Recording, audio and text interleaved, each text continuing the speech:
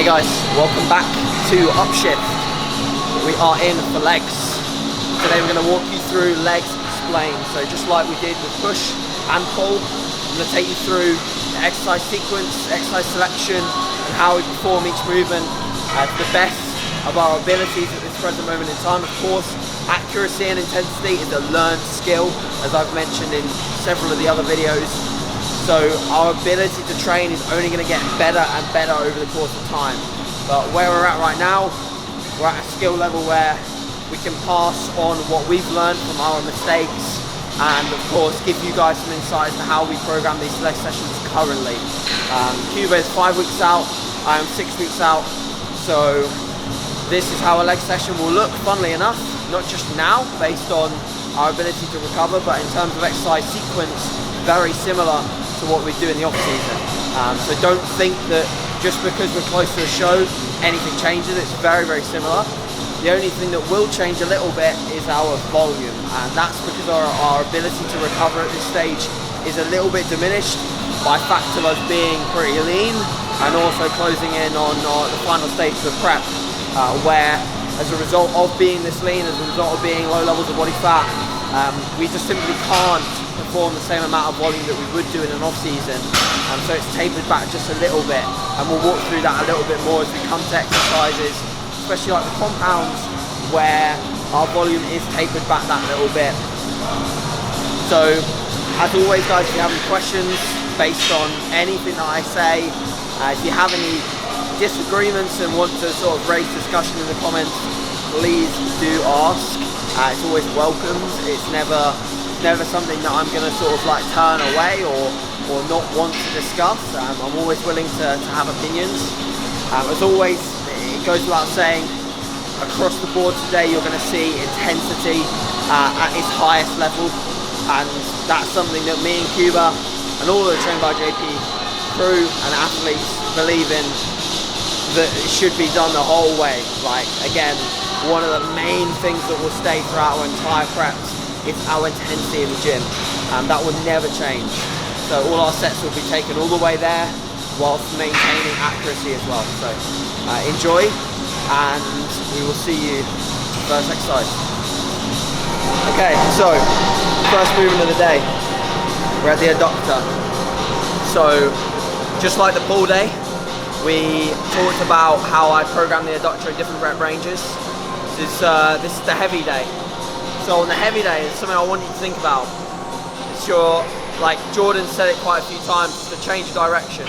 So not only do you want to think about change of direction in terms of safety, you also want to think about it in terms of actually using your adductors.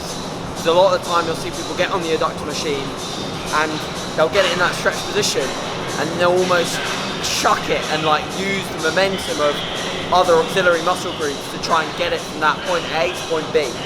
Whereas what I want you to think about is, especially if you're doing more than the stack on the adductor machine, take it into that stretch position, pause, and then have the intent of pulling your leg in with using your adductors. Like, think about using your adductors, don't just chuck it from A to B.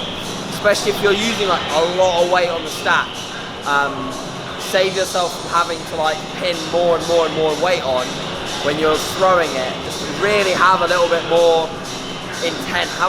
Like, this is where in comparison to pull day, where I said how you want to think less about the feel, when you've come to a point on an exercise where you're stacking it and you're pinning loads of weight on, you want to maybe take a step back and think more about feel. So audit your adductors a little bit. Like, have a think, are you actually feeling it in your adductors anymore, or are you just mindlessly moving weight from A to B? And that's why I always say to my clients who are getting very, very strong, I'm like, where has the feel gone? Can you explain to me what has moved that weight? And if you can't, then audit that a little bit. So we're just again going to just do one set here, because I do one set on my pull days and one set on my leg days. Going to get stuck into this, and like I said, it's a heavy day, so we're going to aim for anywhere between sort of 6 to 10 reps on this specific day, and hope that the adductor machine doesn't break, because last time Cuba broke it. So yeah, hopefully it holds together on this specific day. Oh yes!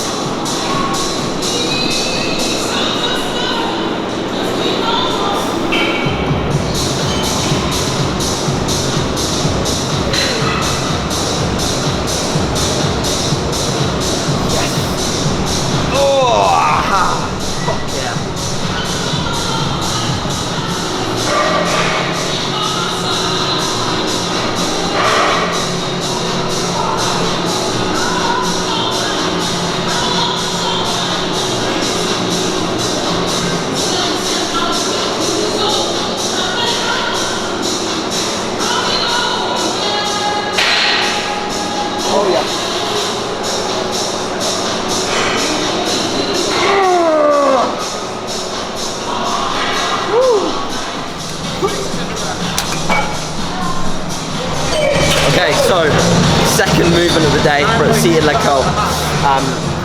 Some key points for this before I move into sort of how we're looking at rep ranges.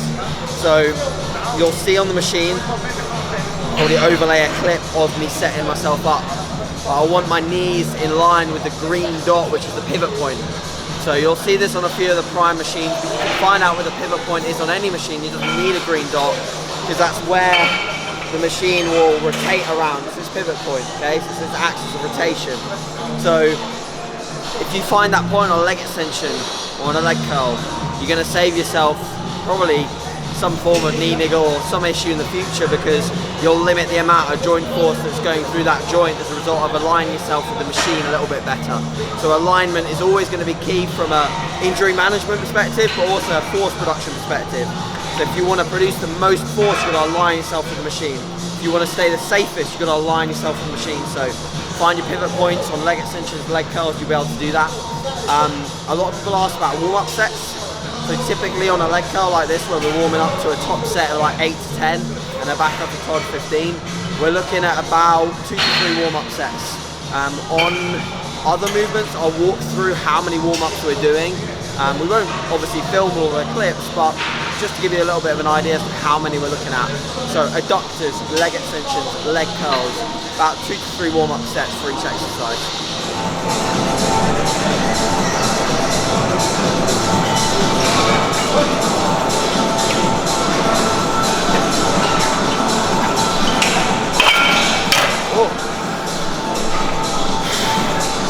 Oh, the bar really tickled my trunk. It's a sign of a proper set. Yeah.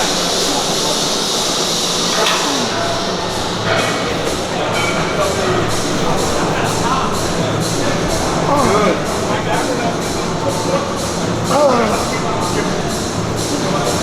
Oh. That's good. Oh. Yep. Oh.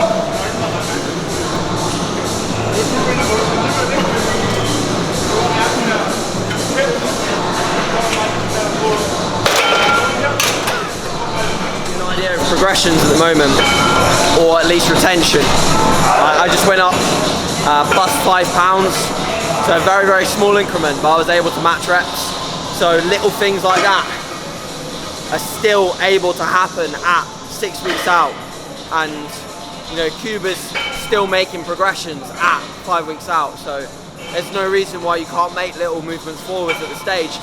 Half of it, I genuinely believe, is like up here. Like, people just think that a certain amount of weeks out or a certain level of body composition, like, you just have to be weak or you have to be weaker.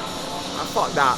So we're thinking about, at bare minimum, retention, and any possible progressions that we can take, we're taking them. And that's the mindset that you've got to have to retain as much muscle as possible. Obviously, we're always remaining accurate. That's the main thing, alongside the intensity that we carry in the sets. Actually, improved form and progress. Would you like to point that out? What's that? Cuba improved form and progress. Check that out. You know, that's something you have to pay premium for. Cuba's channel is about to be paid subscription style.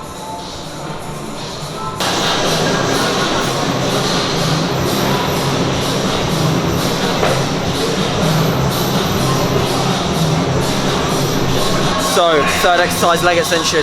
You'll see us loading it on the bottom pin, which means that we're challenging the quad in the end range. Okay, so typically we'll actually want to challenge the quad a little bit more in the beginning range, because we're going from a position of strength to a position of weakness at the top. So arguably, if this was programmed later in the session, we definitely want a drop off at the top so we can contract the quad hard. However, with our quads very fresh, we can challenge them in that shortened range at the start and still get away with it. Plus, it feels better on Cuba's knees. So there's 2 reasons there. It feels better on Cuba's knees, and, well, 3, challenge it in the shortened range when we're fresh. 3, we are pretty strong at leg extensions. So if we load it on this pin at the top, we're going to obviously get the majority of the load at the bottom where we're strong, not very much at the top where we're weaker. So we're going to be able to load more onto the machine, because we're loading it at the moment where we are weak. As you can see, we've already got 6 plates on there. If we load it all up here, we're going to have to load the machine up with a lot more. So as a result, I was doing our sets here just makes a little bit more sense. So we're going to do 2 sets, both beyond the 10 rep range, so 10 plus. One being sort of 14-15, one being 20 plus. So that's our rationale for putting it there. I know a lot of people have asked. Oh, there we go. Come on. Oh, right to the top, yes. Come on. Oh, yes. More at the fucking top. More at the fucking top. Show me your fucking balls now. Come on, more at the top. Let's go. Yes. Again, all the way to the top with me. Come on. Show me there. Come on. Let's go. More at the top. Let's go. Yes. More at the top. Yes, there. Again.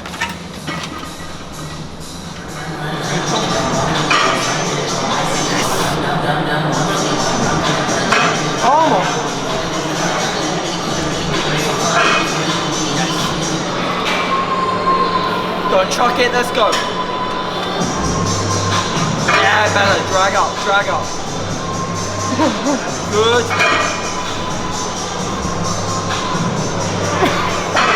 Yes, and again.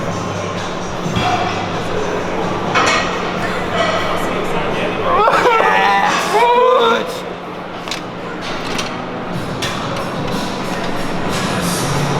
Alright, so a few little final pointers on the leg extension.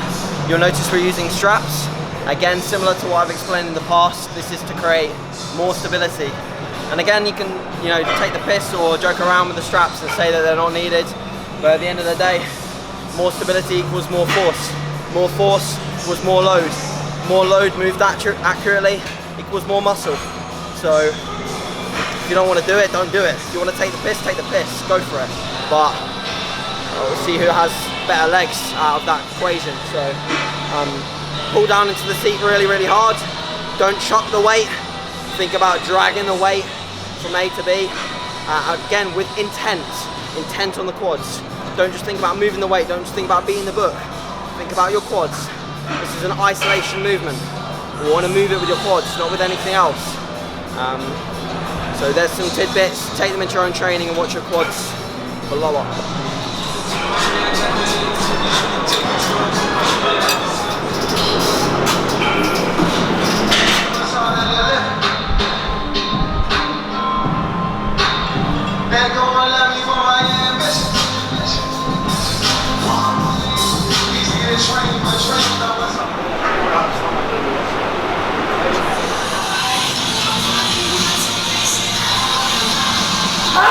Oh, let's go! Come on!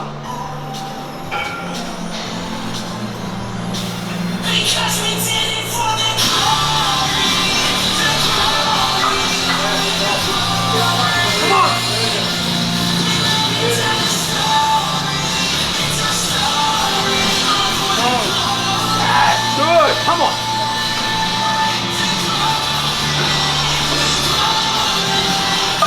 Come on! Push! Come on, let's go! Up! Anywhere, come on! Let's go!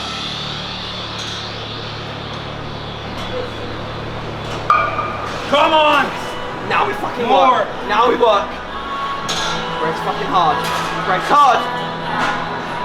Fucking push, Kuba! Easy. Come on. Dig it.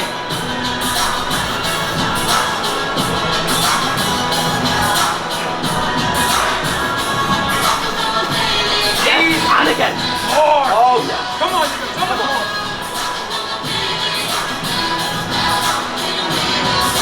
Let's go. Hey, way to go. Come on, Kuba. Oh, one more!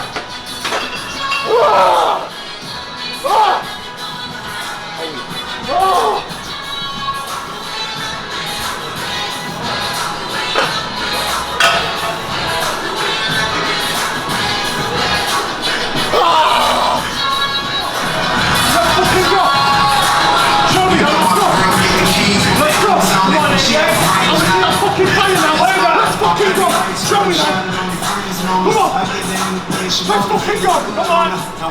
Show me now! Let's go! Come on, AJ, fucking bolster. Everything you fucking got. Everything you've got. Come on. Come on. Don't fucking stop. Everything you fucking got. Let's go. Show me now. Come on. Everything. Show me. Push.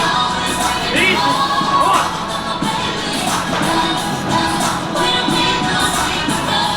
Oh, come on. All day. All day. Come on. Push. Come on, AJ. This is nothing. Come on. Fuck off now. This is just rest. One at a time. One at a time. There's nothing there. Push. There's nothing there. Come on. Come on. More. There's nothing there. Come on. Breathe. Keep moving. Push me now. Yeah. There's nothing there. There's nothing there. Compose yourself. Take it. Come on, more. Yes. Easy. You got more. All day. Keep moving yourself. Come on. You can't fucking stop. There's more. There's more. Come on. Power. Power. Yeah. Yeah. One more. Come on. Easy. That's good breathe on it. Yeah. Take more there. Come on. There's one more. You got fucking more. Come on. Powerful. Powerful. Come on. Try to get everything you've got. Easy. One more. Again. All day. Again. I'm buzzing, naughty does it, naughty riding around. Let's go. Person that you play is worse than naughty shot around. One at a time. Power. Easy. One more. Come on. Come on. Let's go. Don't fucking miss one. Let's go. Easy. Come on. Stay tight. Stay tight. Go there. Go there. Go there. 3 seconds. Compose yourself. One more fucking rep. No matter what. Compose yourself. Let's go. Take your fucking rep. Jump the fucking bolster. This is the rep. Come on. This is the one now. This is the one. Guaranteed. Your rep. Your rep. Your rep. Talking this shit behind my back. Dirty Mac and telling your boys I don't cry. Just don't give a fuck. So pull my thing back on the rack. Go run and tell your friends my city's blasting. I'm in vanilla ice like silicone. I'm in enough to just bring an issue for no reason. I'm cold and it's no season when it's 20 below freezing. Flavor with no seasoning. This is Okay, so we just finished the hack, one set, and I probably shouldn't be explaining it afterwards because I'm completely trashed. But we basically top-banded it. So where the hack gets light, and where arguably we're going to be quite strong as well, we've increased the amount of total resistance by adding some band tension. We've double wrapped some green bands, we've daisy chained them to the bottom of the machine. You'll see this in the video that Gaz got. So this essentially makes the movement a better resistance profile as a quad compound. Again, our quads are going to be coming from a weak point to a strong point, so if we can increase that resistance to the top where the hat drops off, it's going to make it a better movement. That set today, that was a 1 rep progression, and like, honestly that took absolutely everything for me to progress that, and arguably I extended the set a little bit too much with some rest pauses at the top, but the amount of tension that you're under the whole time means that you have to take a lot of breaths at the top to be able to be composed enough to go for another rep. So it looks like I'm taking like 3-4 reps, but I'm having to be prepared for the next one. If I was to do continuous reps on that, I'd be smoked, and I wouldn't be able to get anywhere near as much accuracy or load. So I'm pretty happy with that set today. Although I did go insane at the end, I don't know why, but I felt like I had to let out some crazy rage. I'm not really sure why that happened, but I'm sorry if that hurt your ears. Sometimes it just happens. It's natural, eh? Natural. Or is it?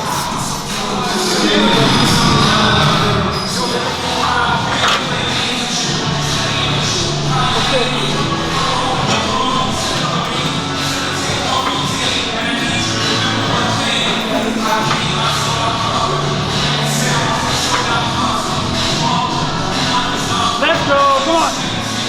Push. Yes. Come on, Kuba. Oh. Yes. Yes. Come More, come on! Good. Keep up! Come on! Big fucking. Come on, Cooper! Good, come on! Good. Let's go. Come on! Come on! More! More! Come on! Come on, Cooper! One at this. Come on, George! Let's go! Come on, big push! Go! Yeah, come on!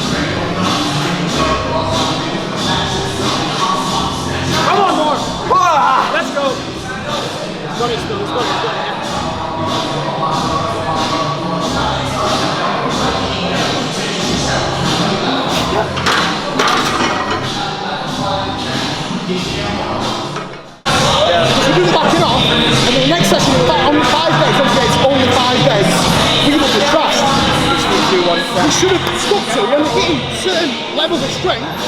We should have, and that intensity, we should have just stuck to that one set and just said, right, leg press, do that one fucking set, and then because we know in 5 days again, we've got them sets to do. I totally agree. Totally agree. When you go so hard, you have to. Yeah. It's not the fucking quantity, it's fucking quality, innit? Okay, leg press next. So again, same principle applies that we applied to the hack squat, just doing one working set. And I don't know whether we caught the audio on it, but me and Cuba were just talking about how in the off season when we were having these sessions, which were very, very productive and our strength was on a really, really good run, we constantly tried to push for the combination of not only intensity and strength rising, but also trying to keep up with the same volume. Whereas we should have noticed that we were getting incrementally stronger, our volume should have dropped too. Even further, like to what we're doing now, which is a one set principle on the hack, or one set on the leg press. And if you think about it, we're still doing 2 on the leg extension, 1 on the hack, 1 on the leg press. That's 4 hard quad sets, and I believe that's more than enough to hold on to quad tissue, provided you're doing those sets to absolute maximum intensity. So we'll obviously monitor this and monitor our recovery, but I believe this is a good balance for us to have at this stage. Leg press cues, pull yourself down into the seat, brace like you would for a squat pattern, and work within a range that's comfortable for you. And that range usually exists within the amount that you can come down without your lower back coming off the pad. So obviously try and figure that out when you're doing your warm-ups. It's obviously going to change a little bit when you put some load on and you're pushed down to the seat, but you'll find that active range by just working in your warm-up sets on that sort of movement pattern and being very locked in.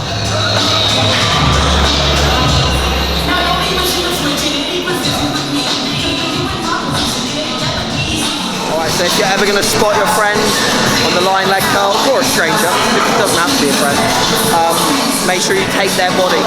So take their shins, or take the back of their leg. Don't ever take the machine away from them. You'll notice on a leg curl, like I took Cuba's shins, on a leg extension I'll take just behind the bottom of his calf.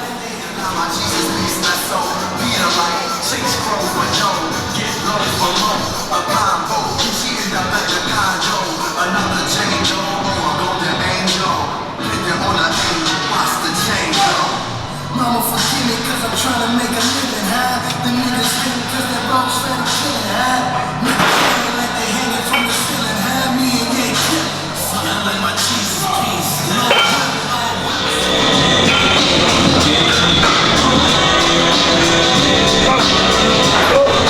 Okay, so catching you guys up on where we're at. We did a lying leg curl after the leg press for 2 sets. The reason why we add the lying leg curl there is just for another variation for hamstrings and to accrue another 2 working sets. So this session again, 4 working sets for the hamstrings, that's always needed. The hamstring curl was set up to deload in the weak position, so in the fully short position, which is going to be favourable at this stage in the session because we've already fatigued the hamstrings for the first movement. Obviously you'll kind of fatigue them a little bit with the hack and the leg press to a degree as a secondary movement or a secondary muscle group. Cue points on the lying hamstring curl, again, similar to the leg extension and the leg curl. I want to pull ourselves down into the lying hamstring curl so we create stability. And at the same time we want to think about dragging our ankle towards our bum. Don't chuck, try and drag, and then spend time in that contracted position, hold that contraction point, and make sure that every time you're coming back in the eccentric, you're lengthening your hamstring fully. That's really important. A lot of people don't do that because it's a really hard position for yourself to be in. So take it there, and then spend time in both ranges. And then we moved on to calves, which we normally do after hip thrust, but it's taken. So we did toe press. And now we're going to move on to the Nautilus glute drive, which is our favourite glute movement. And we programmed this twice, so in both leg sessions, one in a higher rep range, 20-25, and one in a slightly lower, 12-15. But still, we feel like doing the hip thrust is beneficial in higher rep ranges than lower, so we're not going to do anything below 10 really on this. And again, cues on the hip thrust. We want to keep our chin tucked to the bottom, at the top, where we contract, so make a double chin. And then yeah, like just hold that contraction point, spend time at that top position, take it into the stretch, pause, and then contract hard. Let's see who wins the shagging contest today.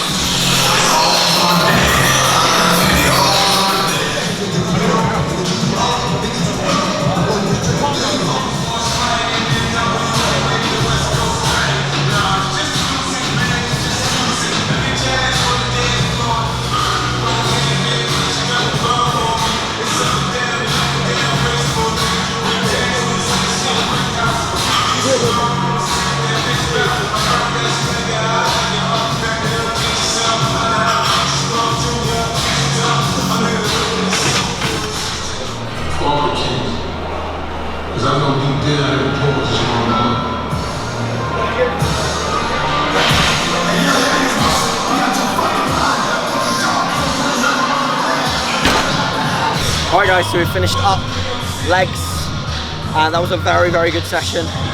Pretty much took everything off me today to put energy into those sets, and I'm at a point now where it really does take that next level of mental fortitude to be able to even hold on to numbers. And again, it's that motivation that I talk about it a lot.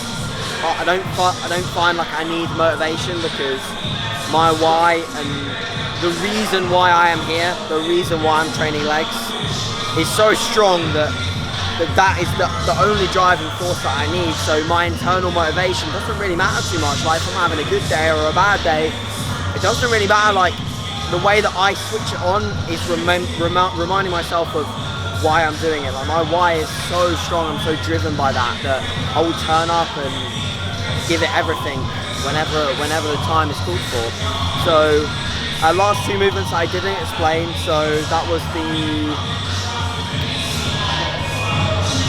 abs and the biceps. So we add on a little bit of biceps towards the end of legs. It was mainly for me, it's not really for Cuba, but we don't, like, Cuba doesn't do a lot of biceps at the end of pull, so it doesn't really matter. And it's an opportunity for me to hit my arms with a little bit more volume, considering I'm not doing the arm day anymore. So just do a couple of additional sets, 2 sets on the prime curl at the end of legs. We could do it at the start, like, it's up to you, it doesn't really matter. For me, I like to do it at the end. I don't really like to start a leg day with biceps. It just starts off the session with a boring exercise, to be honest. So I'd rather do it at the end. Boring stuff can just get lumped off when it's up to the end. Still work hard, obviously, within the sets, but it's a bit boring. And then ab crunch, just because, like, if you don't train abs, then you can't expect to have well-developed thick abs on stage. So I do recommend you train your abs and you progress your abs and you log your abs. Like, don't treat them any differently to any other body part. Don't skip them, don't not progress them, log them just like anything else. So, I hope you enjoyed this episode. This will be the last very informative training episode because I've gone through every session, or at least every, like, push, pull and legs. I haven't gone through every rotation, so maybe I'll do another rotation if it's requested. If there's a specific one you want to see, let me know. If you know what other movements I do, then just ask. And any questions on the exercise sequencing or the setup of the session, please let me know. We'll obviously list the volume, and Gaz will also hopefully list the warm-ups as well, so you have an understanding as to what we do on each exercise. As always, I really appreciate the support. I would give you an update on where I am at, but due to the way that we filmed this day, nothing has changed. Like, we're still in a week ago when we're recording this. So if you've watched Tenet, then you will understand that we can't, like in Tenet, reverse time just yet. If we could, then that would be really cool, because I don't know what I do, but I do some pretty cool stuff. So yeah, alright, that's enough rubbish for one day. Thanks for watching, guys, I really appreciate it. Ask any questions, subscribe, like, comment, all that jazz, and we will speak in the next episode, in episode 7. Chat later.